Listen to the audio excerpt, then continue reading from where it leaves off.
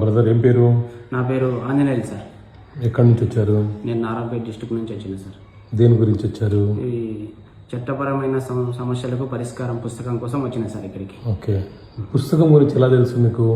అంటే నేను ఆల్రెడీ ఫేస్బుక్లో మిమ్మల్ని ఫాలోలో ఉన్నా సార్. ఓకే, నేను ఇంకా చాలా రోజుల నుంచి అనుకుంటున్నా, నెల రోజుల నుంచి అనుకుంటున్నా పుస్తకం తీసుకోవాలని.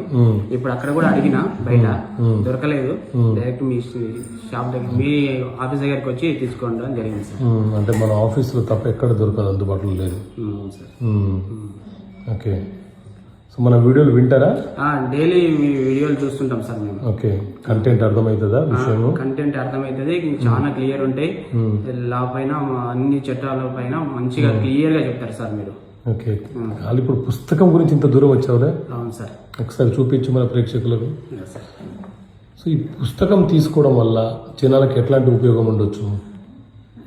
చట్టపరమైన సమస్యల గురించి దీన్ని చదువుకొని ప్రతి ఒక్కరూ, సామాన్య ప్రజలు కూడా ఈ పుస్తకం చదివి తెలుసుకోవాలని కోరుకుంటున్నాను సార్. మీరేం చదువుకున్నారు? నేను 7th వరకు చదువుకున్నాను సార్. ఓకే, 7th క్లాస్ వరకు చదువుకున్నారా?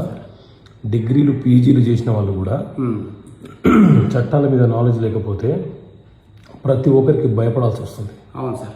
లొంగాల్సి వస్తుంది. అవును సార్. ఓ మండల ఆఫీస్కి వెళ్తే ఒక చిన్న అధికారి కూడా భయపెట్టిస్తాడు. అవును సార్. ఓ పోలీస్ స్టేషన్కి వెళ్తే హోమ్ గార్డ్ కూడా బెదిరిస్తున్నాడు. అవును సార్. అవునా? అవును. సో మనకు అదే చట్టాల మీద నాలెడ్జ్ ఉంటే ఎవరి హోదా ఏంటి, ఎవరి పరిస్థితి ఏంటి, మనం ఏం అడగవచ్చు, ఏం అడగకూడదు అనేది తెలుస్తుంది.